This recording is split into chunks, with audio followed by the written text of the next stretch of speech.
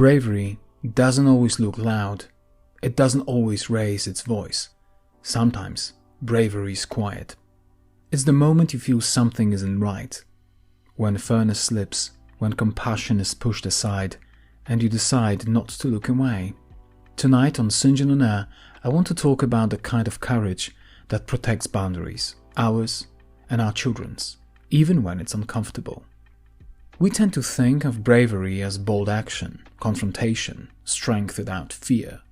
But psychologist Rollo May, who wrote extensively about courage, described it differently. He believed courage is not the absence of fear, but the decision to act with fear in service of values. Bravery, especially when boundaries are violated, is deeply moral. It asks us what matters more, comfort or integrity. Boundaries are not walls.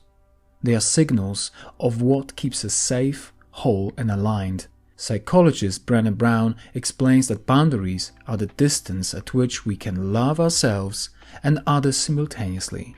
When boundaries are crossed through unfairness, disrespect, or silence in the face of injustice, our nervous system reacts before our words do.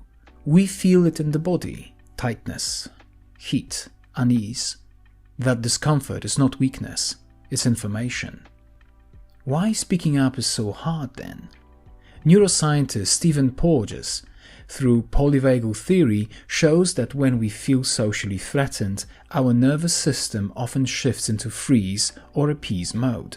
That's why so many people stay silent, not because they agree, but because their body is trying to stay safe.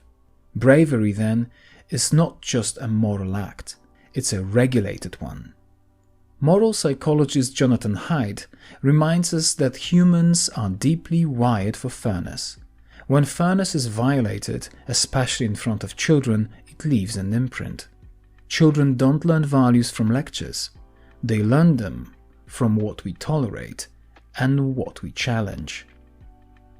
Recently, I sat down with my child and asked some familiar questions, but this time with courage in mind. I asked, "What do you think I do when I'm not around?" The answer reflected not just actions, but values my child believes I live by. Then I asked, "What do you think I'm really good at? And what do you think I'm not very good at?" What struck me was how clearly my child noticed moments when I hesitated and moments when I stood firm. When I asked, "What do you think I got in trouble for most as a kid?" my child laughed and then said something unexpectedly serious. It opened a conversation about rules, fairness, and choosing what's right over what's easy. Finally, I asked, "What's your funniest memory of me?" Even there, courage showed up. In laughter, in imperfection, in being human. Psychologist Donald Winnicott believed children need parents who are real, not perfect. This authenticity teaches courage far better than control. So how children learn bravery from us?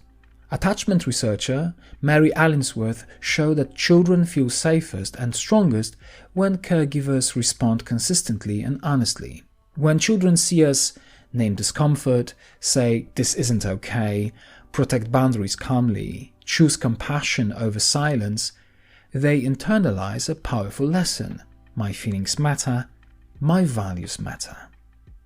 Another question that comes to mind is how to stay strong when values are tested. Name what's happening. Psychologist Daniel Siegel reminds us, name it to tame it. When we name unfairness or boundary violations, we bring the thinking brain back online. We can anchor ourselves in values. Acceptance and commitment therapy developed by Stephen Hayes teaches that values, not emotions, guide meaningful action. Fear may be present, values decide the direction. We can also model calm courage. Bravery doesn't require aggression. It requires clarity.